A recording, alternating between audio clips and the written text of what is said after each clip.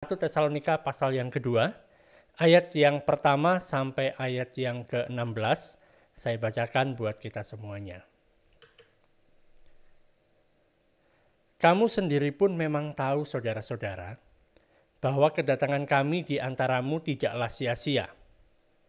Tetapi sungguh pun kami sebelumnya, seperti kamu tahu, telah dianiaya dan dihina di Filipi. Namun dengan pertolongan Allah kita, kami beroleh keberanian untuk memberitakan Injil Allah kepada kamu dalam perjuangan yang berat.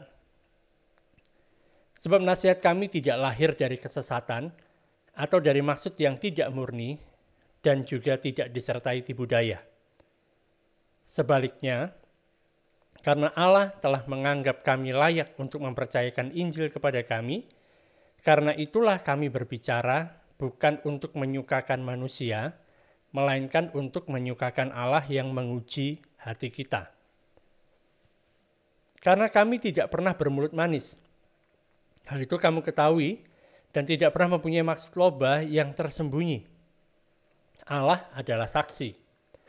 Juga tidak pernah kami mencari pujian dari manusia, baik dari kamu maupun dari orang-orang lain, sekalipun kami dapat berbuat demikian sebagai rasul-rasul Kristus.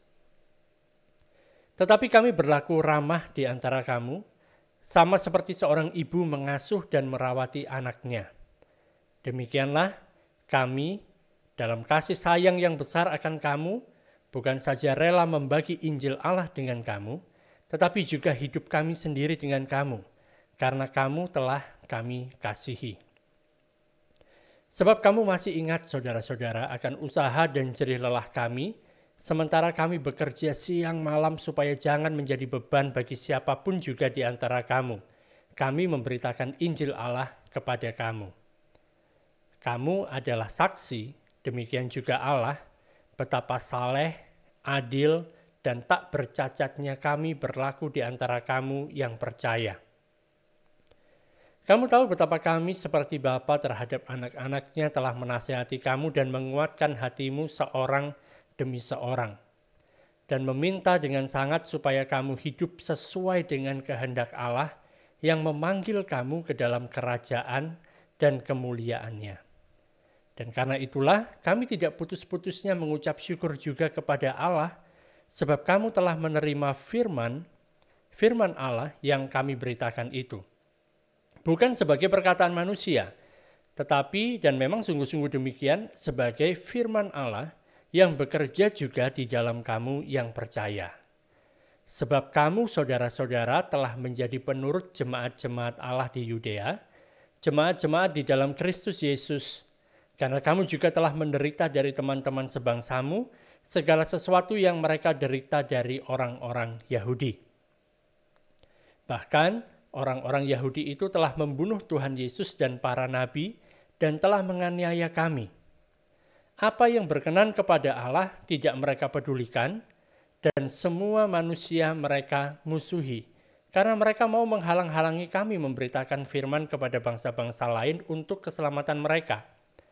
Demikianlah mereka terus-menerus menambah dosa mereka sampai genap jumlahnya, dan sekarang murka telah menimpa mereka sepenuh-penuhnya.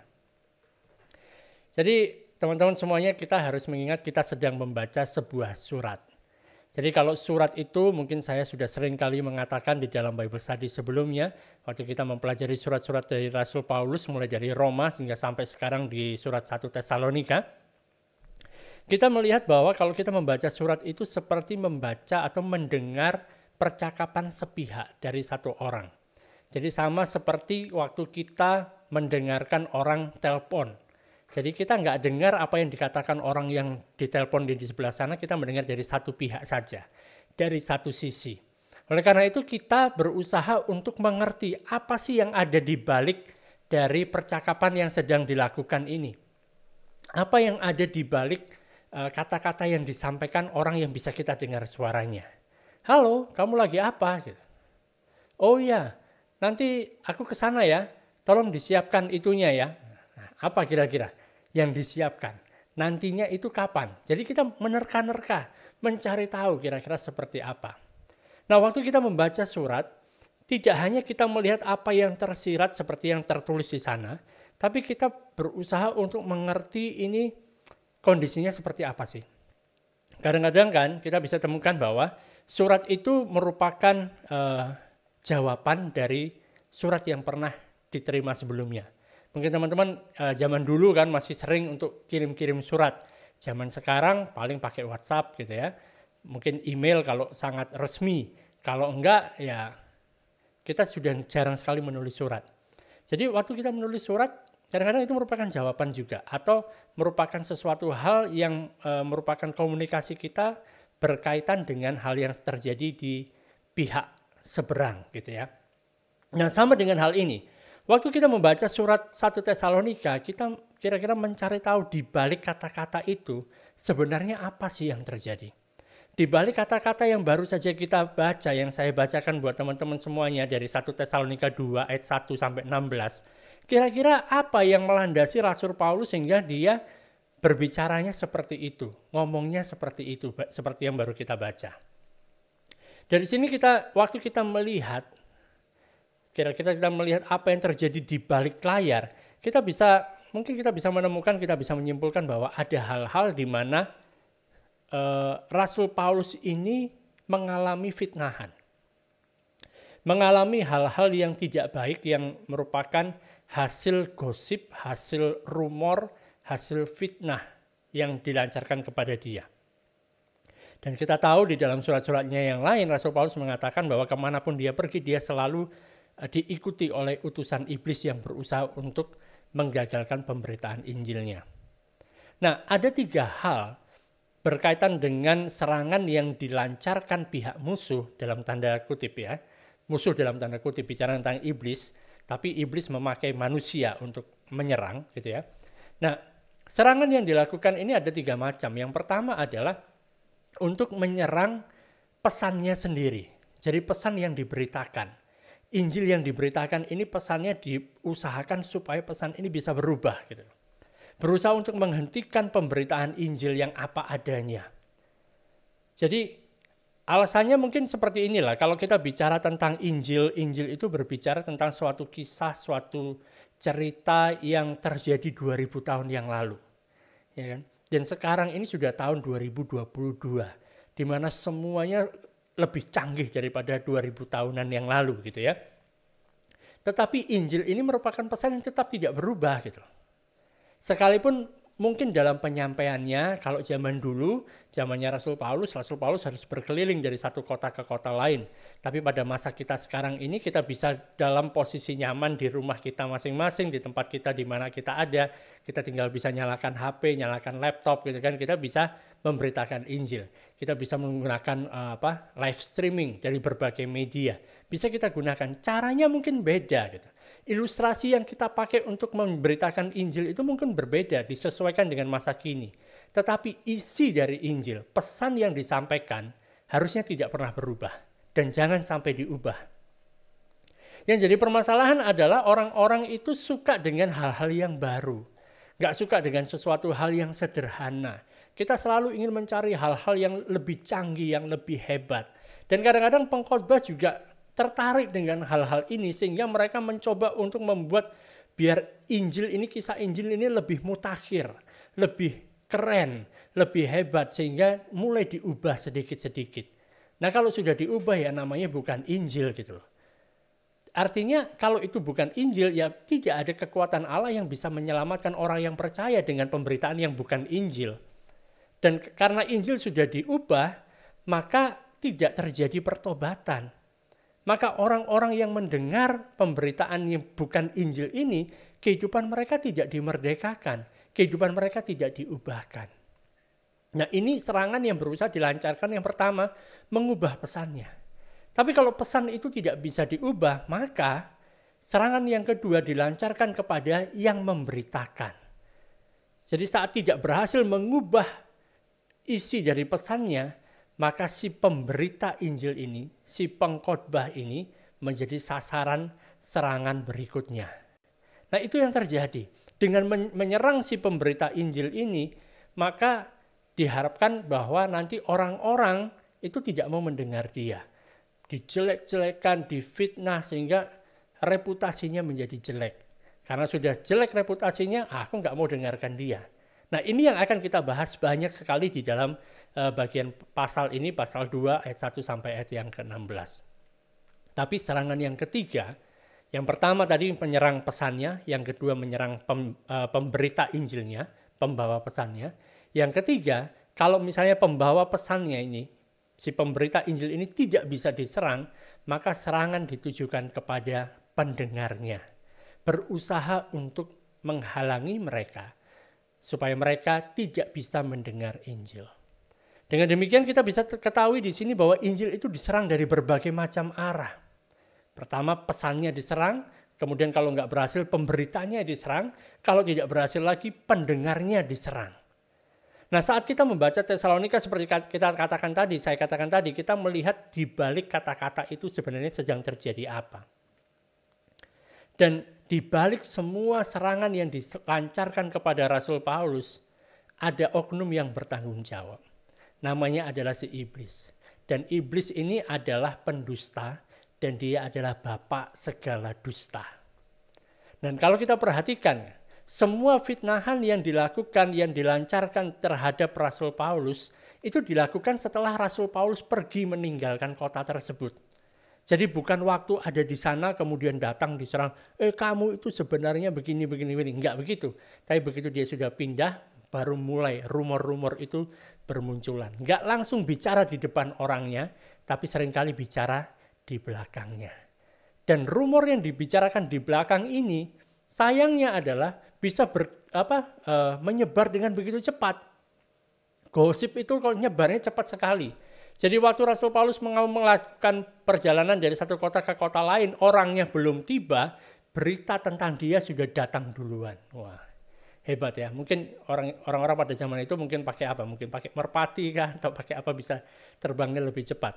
Dan ini disadari oleh Rasul Paulus.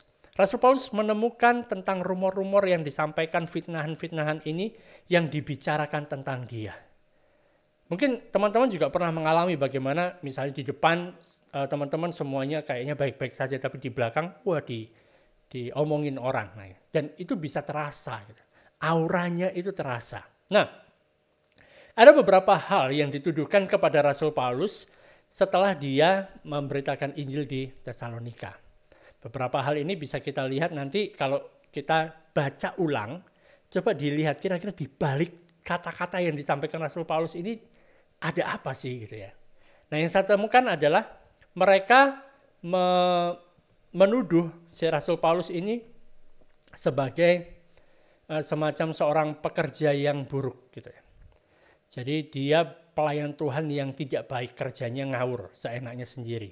Dia meninggalkan Tesalonika dengan meninggalkan ada banyak kebingungan di kota itu.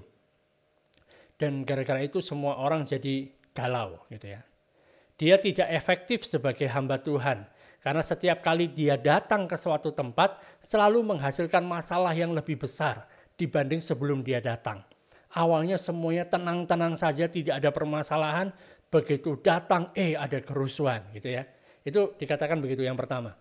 Yang kedua, tuduhan yang diberikan kepada Rasul Paulus adalah dia itu adalah seorang yang pengecut. Begitu ada masalah, dia lari. Dia melarikan diri nih dari Tesalonika. Dan dia melarikan diri itu bukan karena bukan karena dia memang sengaja mau lari gitu, dia lari karena ketakutan, tapi dia lari gara-gara dia adalah seorang kriminal gitu. Dicari-cari sama petugas pada saat itu, dan dia lari nggak mau menghadapinya. Ini seorang pengecut gitu. Tapi kalau kita baca ceritanya, apa yang terjadi kepada Rasul Paulus di Tesalonika, itu dia meninggalkan Tesalonika supaya jemaat Tesalonika ini nggak perlu susah-susah lagi harus bayar uang jaminan bagi dia gitu. Karena waktu kerusuhan terjadi dia ditangkap, ada yang harus membayar jaminan supaya dia bisa keluar dari penjara. Kemudian tuduhan berikutnya mengatakan bahwa Paulus ini adalah orangnya sangat fanatik gitu. Dia fokus pada satu hal, kalau sudah satu hal ini dia mau lakukan ya itu saja. Jadi dia itu mentalnya itu nggak seimbang. Terus gara-gara di jemaat yang ada di Tesalonika ini banyak perempuan-perempuan yang kaya yang ikut masuk di dalam jemaat. Mereka kemudian mengatakan bahwa Rasul Paulus ini punya perilaku yang bejat terhadap perempuan. Cara saat berhubungan dengan para perempuan-perempuan yang kaya ini, wah dia punya trik-trik tertentu supaya perempuan-perempuan ini bisa mengeluarkan uangnya, misalnya begitu. Dan dia dituduh sebagai tukang tipu. Karena menurut mereka Rasul Paulus ini menjalin persahabatan, menjalin hubungan dengan orang-orang Kristen di Tesalonika itu untuk kepentingan dirinya sendiri, untuk bisa mendapatkan keuntungan dari mereka. Rasul Paulus juga dituduh bahwa dia itu adalah orang yang besar mulut, terlalu banyak ngurusin urusan dapurnya orang gitu. Padahal sebenarnya waktu dia bicara itu kata-katanya nggak terlalu penting juga sih untuk didengarkan. Tapi dia heboh sekali ngurusi urusan orang. Kemudian dikatakan Rasul Paulus ini adalah orang yang oportunis. Begitu melihat ada kesempatan dia masuk gitu kan. Dia khotbah untuk bisa dapatkan uang jemaat. Dan gara-gara itu dia adalah orang yang pemalas. Makanya dia mencari gitu. Khotbah kan paling nggak seminggu sekali, ngomong sebentar, pulang bawa amplop gitu ya. Dia nggak mau bekerja normal seperti orang-orang yang lainnya. Dia itu pemalas, cuma mau ngomong aja, khotbah saja, dan nggak mau melakukan pekerjaan sehari-hari. Dan dia itu orangnya diktator. Pokoknya kamu harus begini, kamu nggak boleh begitu, kamu harus melakukan ini. Nah, itu tuduhan yang diberikan kepada Rasul Paulus. Dan memang semua hal ini kita ketahui bahwa tuduhan-tuduhan itu bukan tuduhan yang benar.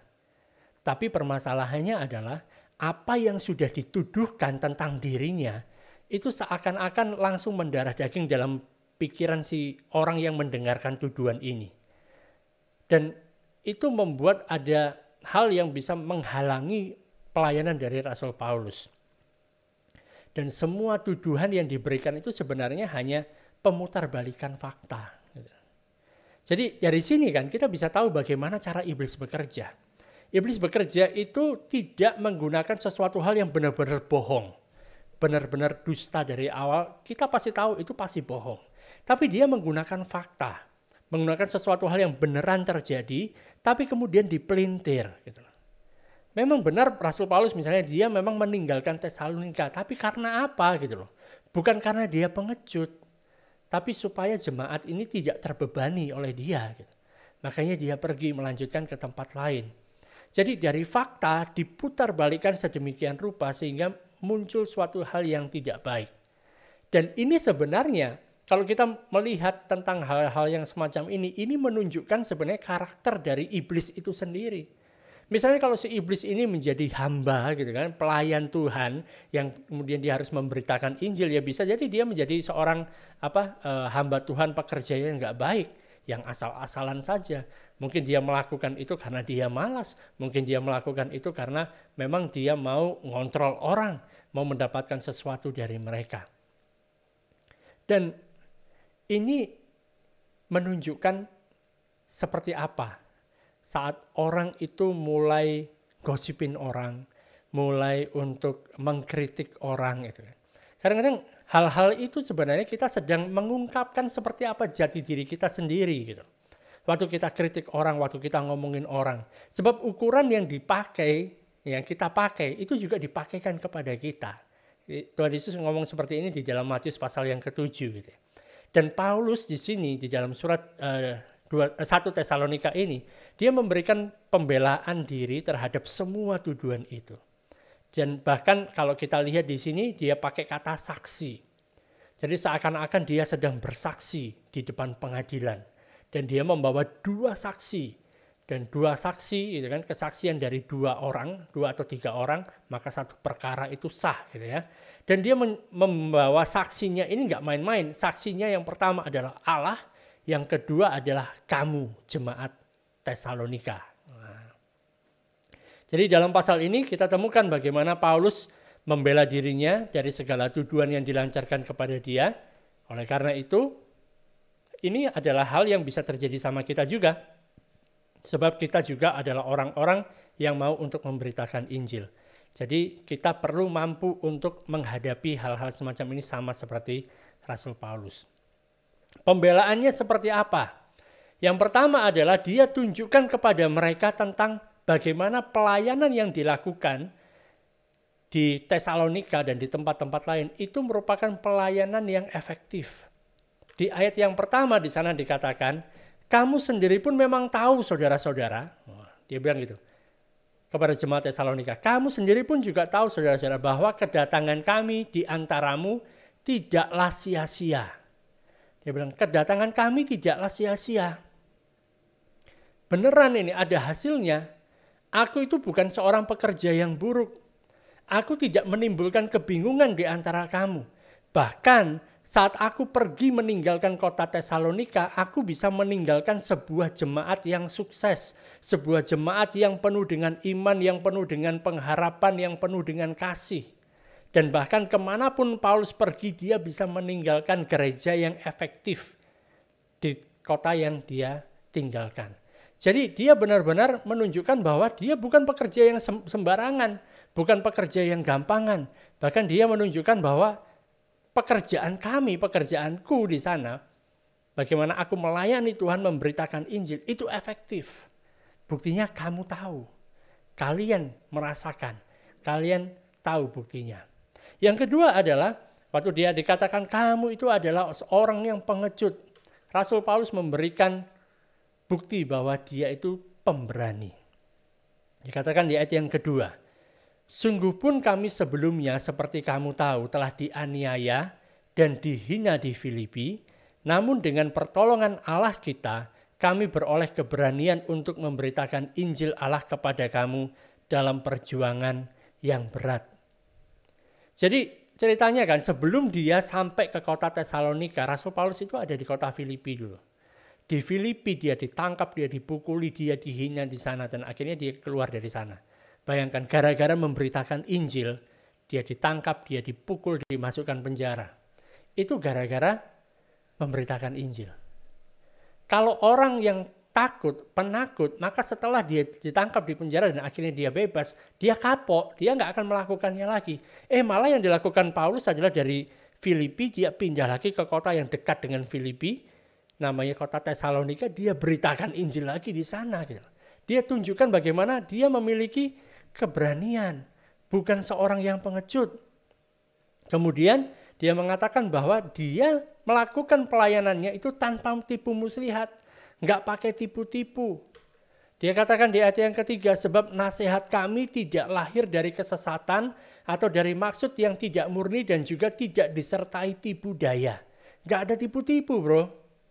Ini merupakan sesuatu hal yang memang seperti ini yang aku lakukan, yang aku katakan sebenarnya, nggak pakai tipu-tipu gitu. Nasihat kami bukan dari karena kami ini orang yang sesat dan kami punya maksud yang tidak murni, enggak. Tapi kami lakukan dengan tulus, tanpa tipu muslihat. Dia mengatakan yang sebenarnya, tidak berusaha untuk membodohi siapapun juga. Dan dia mengatakan bahwa kami menyampaikan apa yang dipercayakan Allah kepada kami untuk kami sampaikan. Dengan itu, dia menunjukkan tentang bagaimana kesalehan kehidupannya. Ayat yang keempat mengatakan, sebaliknya, karena Allah telah menganggap kami layak untuk mempercayakan Injil kepada kami, karena itulah kami berbicara, bukan untuk menyukakan manusia, melainkan untuk menyukakan Allah yang menguji hati kita. Dia mengatakan Allah itu yang mempercayai kami untuk memberitakan Injil. Allah loh yang mempercayai kami. Jadi Allah tidak akan melakukan itu, tidak akan mempercayakan apa-apa kalau Allah tidak memandang kami itu adalah orang-orang yang layak untuk melakukannya. Dia tunjukkan ini di hadapan Allah. Aku tuh dipandang layak oleh dia. Tetapi kan sekalipun demikian, dia juga menunjukkan bagaimana dirinya itu adalah orang yang mempunyai kerendahan hati. Di ayat yang kelima. Karena kami tidak pernah bermulut manis. Hal itu kamu ketahui dan tidak pernah mempunyai maksud loba yang tersembunyi. Allah adalah saksi. Bayangkan dia pakai Allah sebagai saksinya. Bahwa dia nggak pernah bermulut manis. Dan dia nggak punya maksud yang tersembunyi. Maksud yang nggak baik. Ya kan? Dia tidak mencari kehormatan dari manusia. Ayat yang ke-6. Juga tidak pernah kami mencari pujian dari manusia. baik dari kamu maupun dari orang-orang lain, sekalipun kami dapat berbuat demikian sebagai rasul-rasul Kristus. Dia tidak minta haknya untuk dihormati, untuk dipuji. Sekalipun sebagai rasul ya dia berhak orang memuji dia karena ya memang dia rasul Allah, orang utusan dari Allah, merupakan orang yang istimewa gitu kan. Tapi Rasul Paulus nggak melakukan demikian. Di ayat yang ke-7 dikatakan, tetapi kami berlaku ramah di antara kamu. Sama seperti seorang ibu yang mengasuh dan merawati anaknya. Jadi di sini kan tidak ada orang yang yang keras, ya kan? Orang yang diktator, orang yang mau seenaknya sendiri, yang melakukan seperti yang dilakukan oleh Rasul Paulus. Dia begitu lemah lembut, dia berlaku ramah, dia memperhatikan mereka, bahkan dikatakan seperti seorang ibu mengasuh dan merawati anaknya. Ya, yang dimaksudkan Rasul Paulus di sini, ibu yang mengasuh merawati anaknya ya bukan ibu yang pakai sendal jepit kemudian pukuli anaknya, bukan itu ya. Tapi benar-benar mengasuh, memperhatikan anaknya. Dan karena itu dia menunjukkan bahwa dirinya itu bukan pribadi yang egois. Dia tidak melakukan segala sesuatunya ini untuk mendapatkan sesuatu keuntungan pribadi. Dikatakan di ayat yang ke-8, demikianlah kami dalam kasih sayang yang besar akan kamu bukan saja rela membagi Injil Allah dengan kamu, tetapi juga hidup kami sendiri dengan kamu, karena kamu telah kami kasihi. Paulus mengingatkan kepada mereka bahwa aku itu sebenarnya waktu ada bersama-sama dengan kamu, tidak hanya aku memberikan waktu, aku memberikan uang kepada kalian, tapi aku juga memberikan diriku sendiri kepada kalian. Artinya nggak egois, aku melakukan ini untuk kalian. Bukan mengharapkan sesuatu untuk diriku. Bahkan dia juga menunjukkan bahwa waktu itu dia sangat bekerja keras. Dia bukan seorang pemalas, dia bekerja menggunakan tangannya untuk menghasilkan uang, untuk mensupport, untuk biaya hidupnya dia sendiri, supaya dia tetap bisa memberitakan Injil.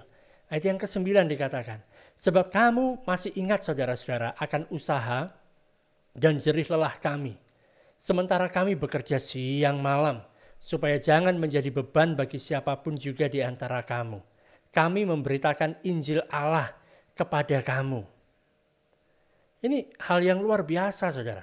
Rasul Paulus kan, dia bukan orang yang malas. Bahkan di dalam ayat ini dikatakan dia bekerja siang dan malam, supaya nggak jadi beban bagi mereka. Mungkin saat itu dia juga lagi buat tenda juga untuk menghidupi kehidupannya gitu. Butuh makan, butuh tempat tinggal, mungkin dia harus cari kos-kosan gitu kan.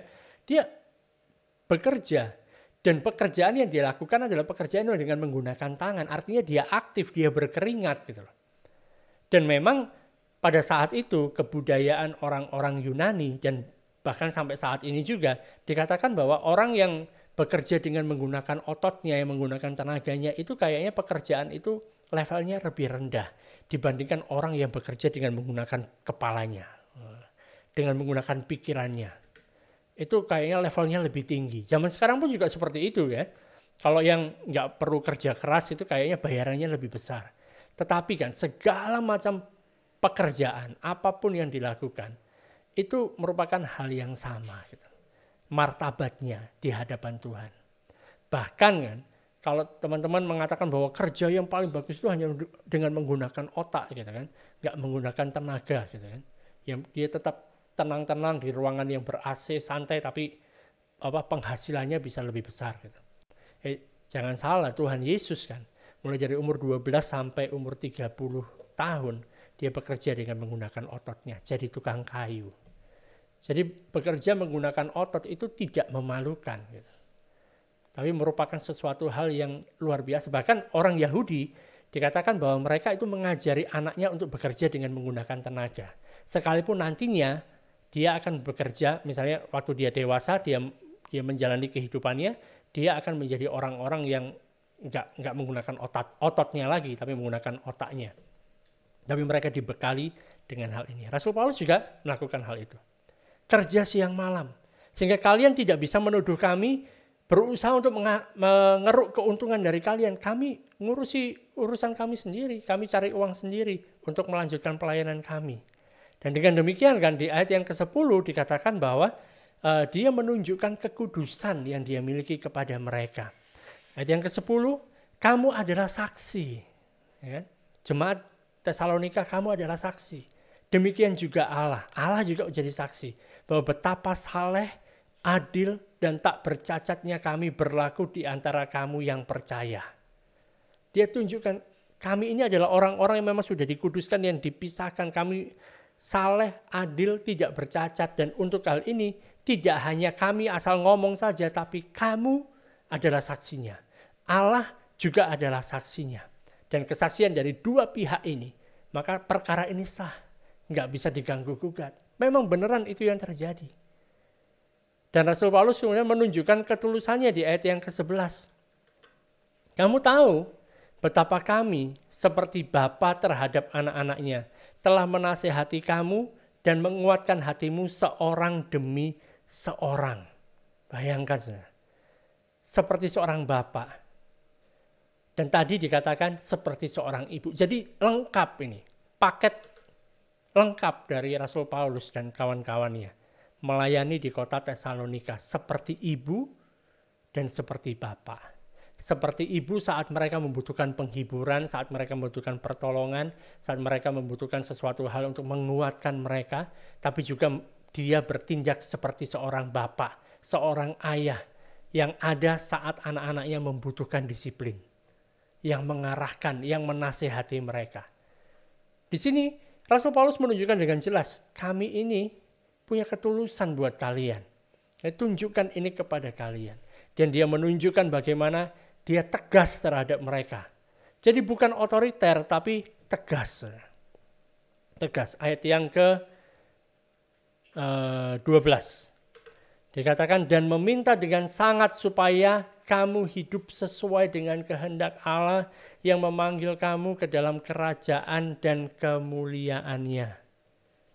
Jadi Rasul Paulus ini bicara bukan untuk menyenangkan orang, tetapi menasehati mereka supaya mereka benar-benar hidup sesuai dengan kehendak Allah. Saudara, sangat mudah loh seorang pengkhotbah itu untuk menjilat orang-orang. Ngomong hal yang baik-baik tentang mereka, supaya disukai oleh mereka. Jemaat seneng kalau orang ini yang khotbah, wah kayaknya aku itu sudah hebat sekali, udah luar biasa gitu. Tapi enggak demikian. Rasul Paulus mengatakan bahwa kami datang untuk mengatakan bahwa kalian itu perlu untuk bertobat. Kalian perlu untuk hidup sesuai dengan kehendak Allah yang telah memanggil kamu ke dalam kerajaan dan kemuliaannya. Itu kata dia. Wah, ini hal yang luar biasa yang penting untuk kita sadari, saudara.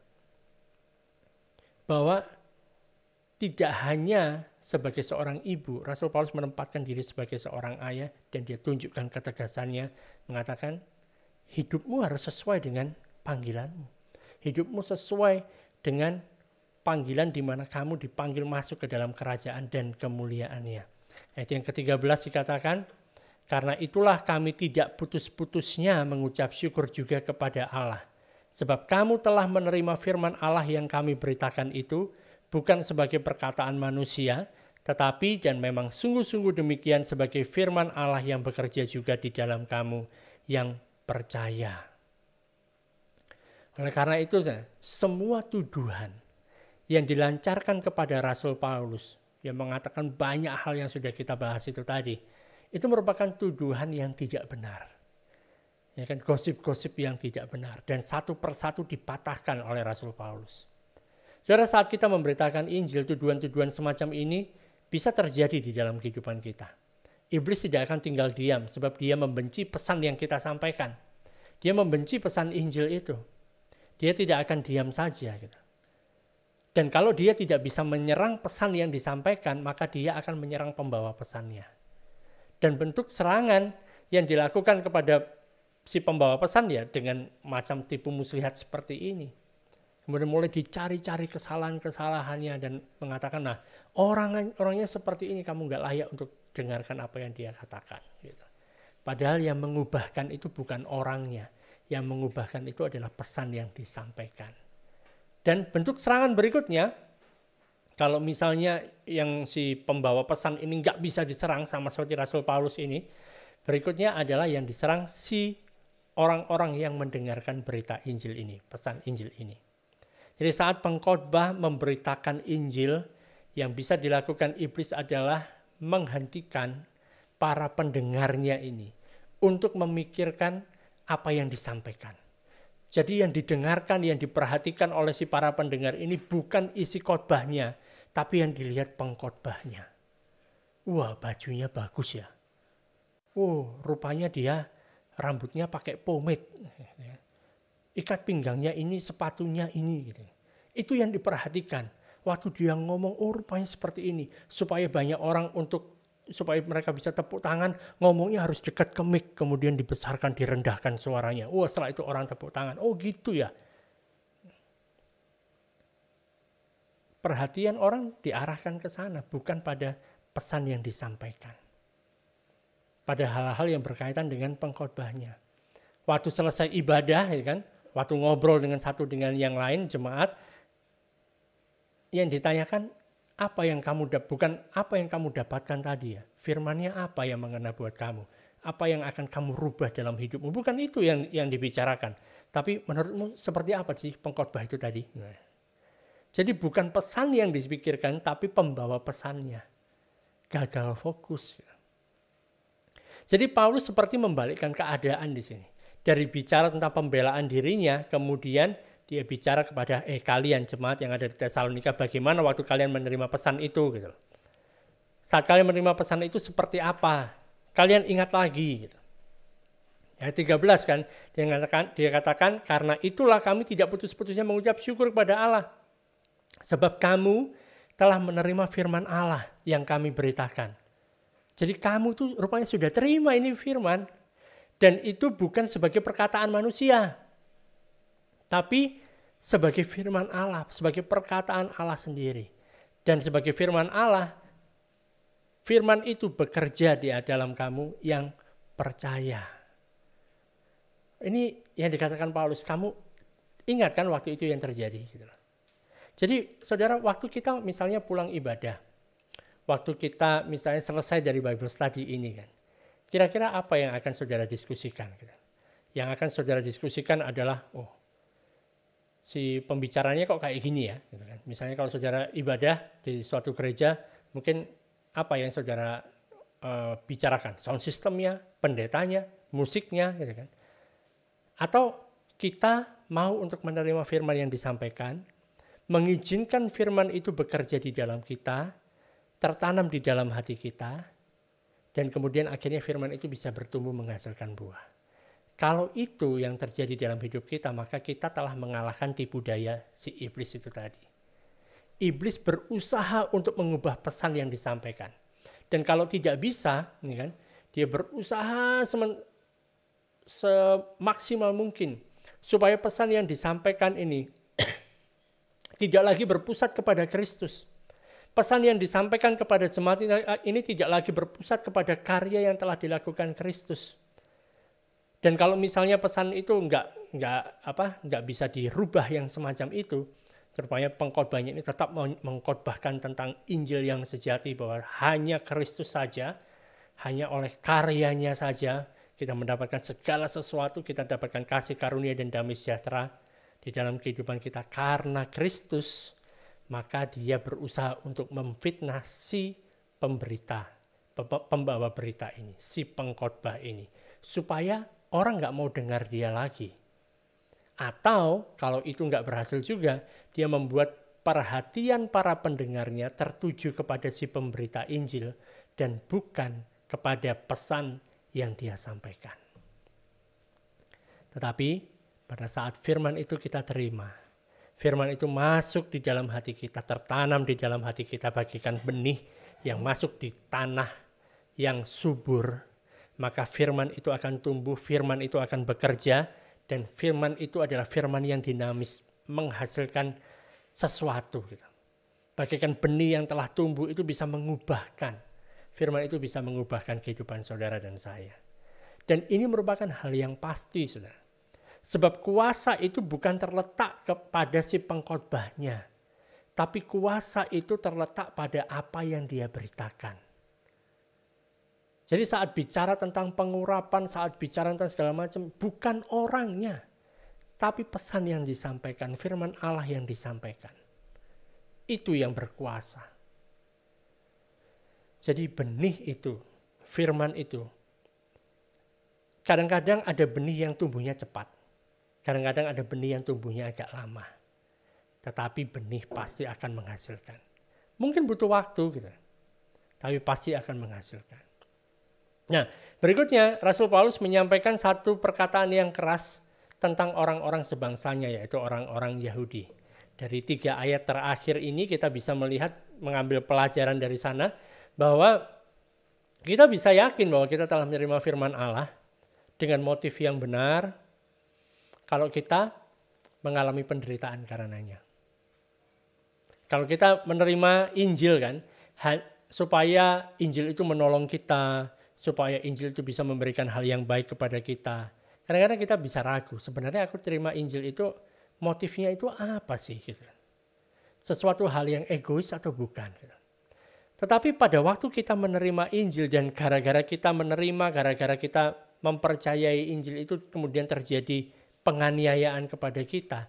Kita tahu bahwa kita mau menerima pesan Injil itu karena pesan Injil itu adalah pesan yang benar. Gitu.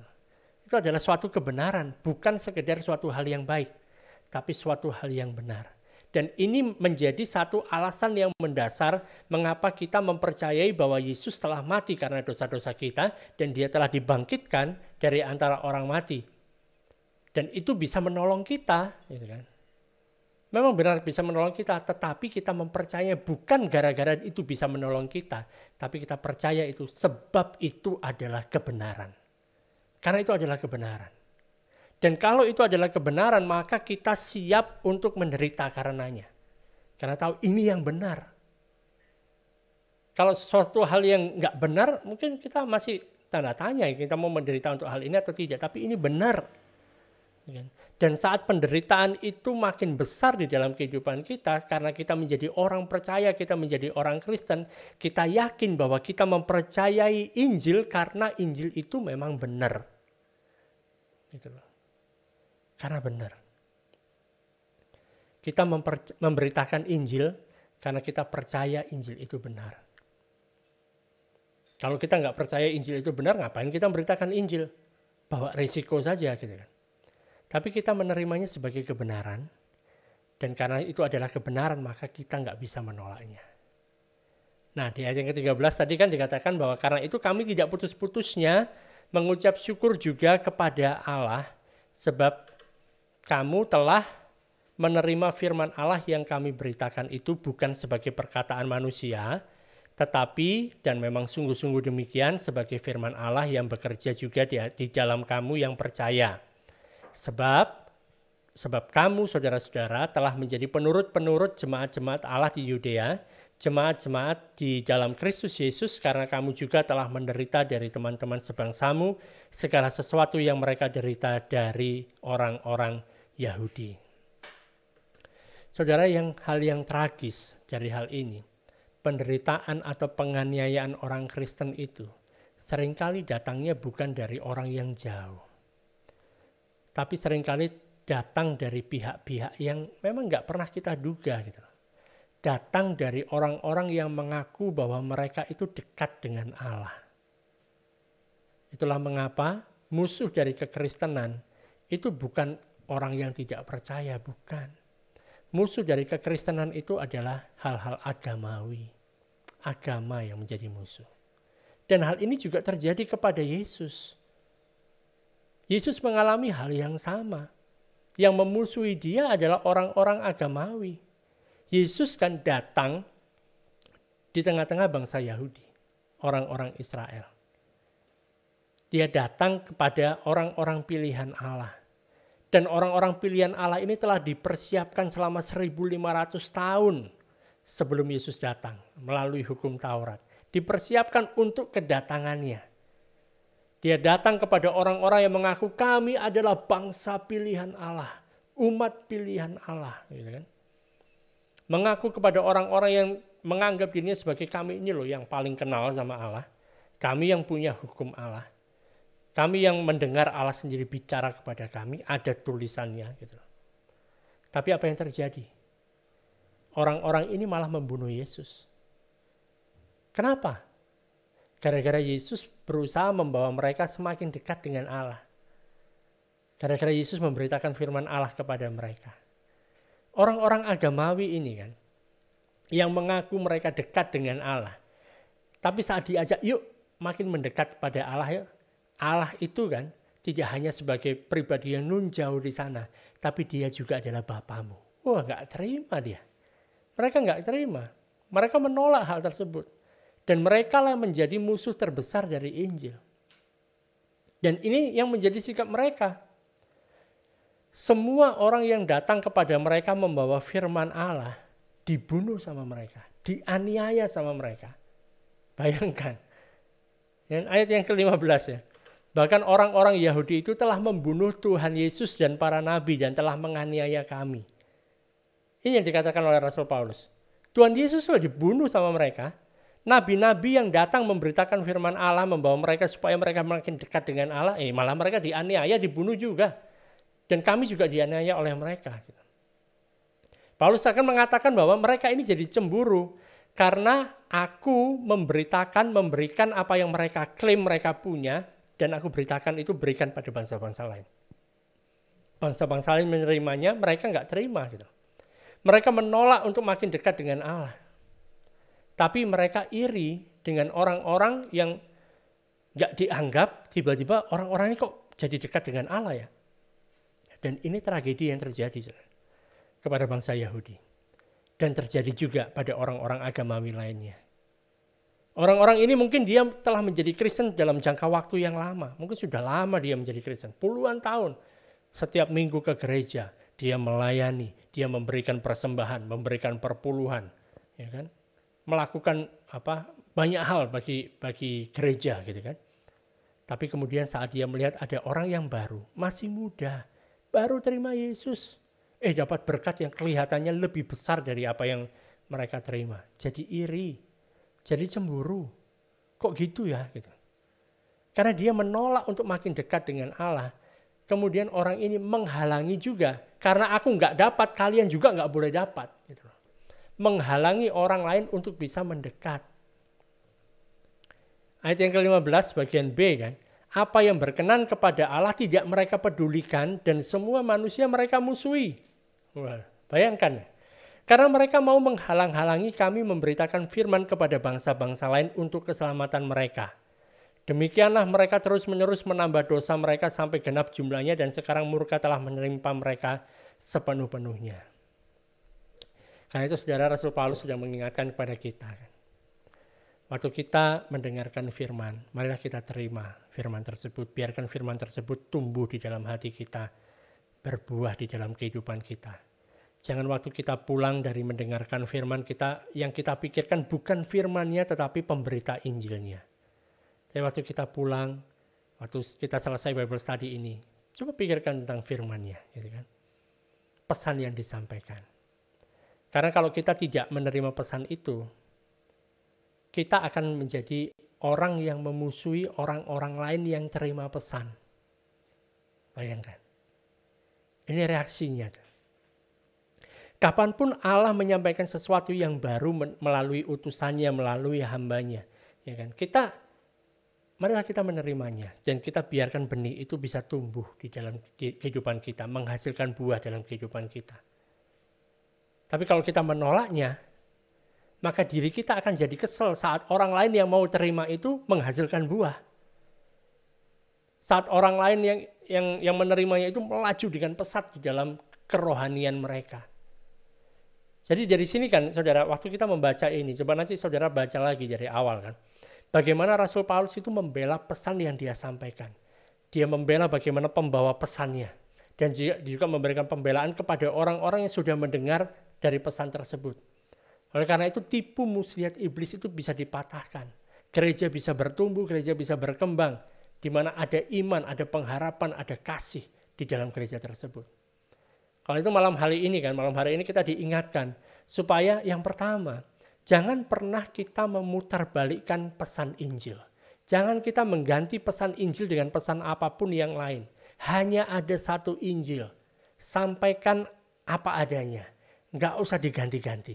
Injil memang sederhana, memang nggak masuk akal. Bagaimana Yesus Kristus telah datang 2000 tahun yang lalu.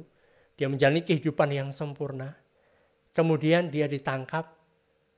Dia disalibkan. Waktu disalibkan semua dosa umat manusia, semua dosa dunia ditimpakan kepada dia. Kemudian dia dikuburkan, dia mati, dia kuburkan, hari yang ketiga dia bangkit. Setelah itu dia naik ke surga.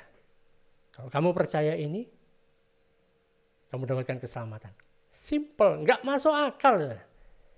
Injil sama sekali nggak masuk akal, tapi ini adalah kekuatan Allah yang menyelamatkan bagi mereka yang percaya. Makanya Tuhan Yesus itu bukan masuk kepala, masuk hati. Karena nggak masuk akal berita Injil. Nggak usah dimodifikasi gitu loh. Nggak usah diganti yang lain. Hanya bicara tentang karya Kristus. Bicara tentang apa yang dia lakukan. Itu penting. Karena kalau kita menggantinya berarti kita sudah termakan tipu muslihat iblis. Yang berikutnya adalah jangan biarkan iblis menjadikan saudara sebagai pemfitnah. Memfitnah pemberita Injil. Ini merupakan tipu daya si iblis ini. Membuat kita memikirkan tentang si pengkhotbah dan tidak memikirkan tentang pesan yang dia sampaikan.